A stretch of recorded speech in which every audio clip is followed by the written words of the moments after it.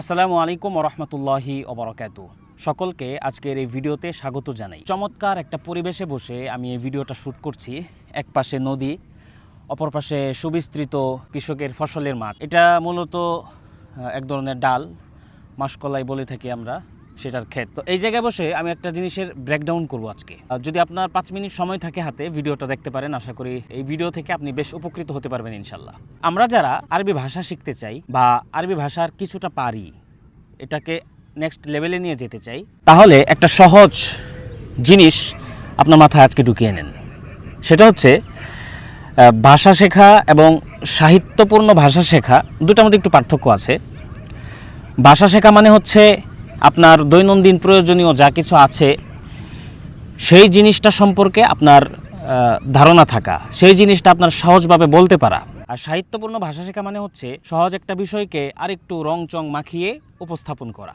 যেমন ধরেন, আপনি ক্ষুধার্ত, আপনার কারো কাছে খাবার চাওয়া প্রয়োজন, তো আপনি কিভাবে খাবার চাইবেন তার কাছে? ভাই, আমি 2 দিন ধরে কিছু খাই না, আমাকে কিছু খাবার খেতে দেন। নাকি আপনি এই কথাটা কবির মতো বলবেন, 3 দিন হতে খাইতে না পাই, না কিছু মোর ঘরে, দ্বারা পরিবার বাড়িতে আমার উপোস হয়ে মরে। এখানেও কিন্তু খাবার চাওয়াই হয়েছে, কিন্তু একটু ভিন্ন আঙ্গিকে, ভিন্ন ঢঙে, স্বাভাবিক কথাটাকে একটু অসাধারণ করে বলা হয়েছে। এভাবে চাইলে যে কেউ দিতে বাধ্য, না করতে পারবে না। কিন্তু আপনার প্রথমে বুঝতে হবে যে আপনি একটা জিনিসের ভিত্তি আগে গড়বেন, তারপরে সেটাতে আপনি রং চং মাখাবেন।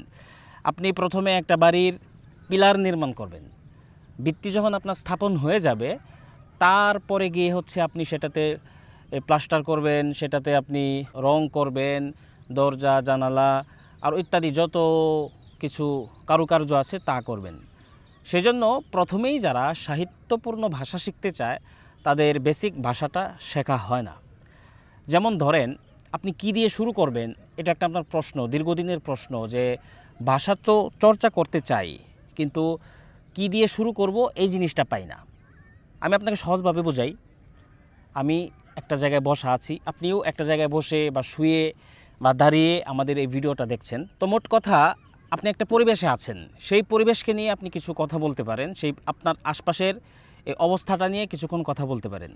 যেমন আমি এখানে বসে বেশ কয়েকটা বাক্য বলবো, আপনি খেয়াল করুন যে আমি একটা নদীর পাড়ে বসে আছি। আনা জালিসুন আলা শাতিই নাহরিন, এবং এই নদীটার নাম হচ্ছে ব্রহ্মপুত্র।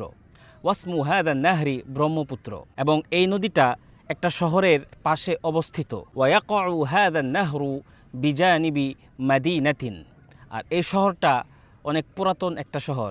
ওয়াহাদিহিল মাদিনাহ মাদিনাতুন কাদিমাতুন জিদ্দান। আমি এখানে বসে একটা ভিডিও করছি। আনা হুনা উসাউইরু ভিডিও জালিসান। অনেক সময় আপনি ভাবতেই পারেন যে আপনি কী দিয়ে আরবি চর্চা করবেন। আশপাশে যা আছে সেই কথাগুলো আরবিতে বলতে পারেন কিনা, আশপাশে যে শব্দ অর্থগুলো আছে সেই শব্দ অর্থগুলো পারেন কিনা। তো এটা একটা সহজ গাইডলাইন আপনার জন্য হয়ে থাকবে, যে আপনি যদি আপনার আশপাশের যত শব্দ অর্থ আছে এই শব্দ অর্থগুলো আগে মুখস্থ করেন, আপনি যে পরিবেশে আছেন সেই পরিবেশের সাথে সম্পৃক্ত আশপাশ নিয়ে যদি আপনি 5টা করে দৈনিক বাক্য শিখেন, তাহলে মাস শেষে 150 বাক্য আপনি শিখে ফেলেছেন।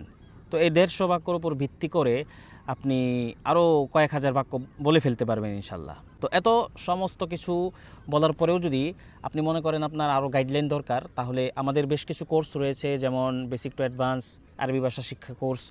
2-4 দিন পরেই এটার ক্লাস শুরু হবে, এবং বিশেষভাবে স্পোকেন শেখার জন্য আমাদের রয়েছে স্পোকেন অ্যান্ড রিডিং কোর্স, যেখানে আপনি 2 মাসের এই কোর্সে 24টা ক্লাসে আরবি কথোপকথন শেখার পাশাপাশি আরবি রিডিংয়েও দক্ষতা লাভ করবেন, ইত্যাদি আরও বেশ কিছু কোর্স আমাদের রয়েছে। যদি আপনার নির্দেশনার অভাব হয় এবং আপনি চান দক্ষ কোনো একজন এর তত্ত্বাবধানে আপনি আরবিটা ভালো করে রপ্ত করবেন, তাহলে এই কোর্সগুলোতে আপনাকে স্বাগত জানাই। আসসালামু আলাইকুম।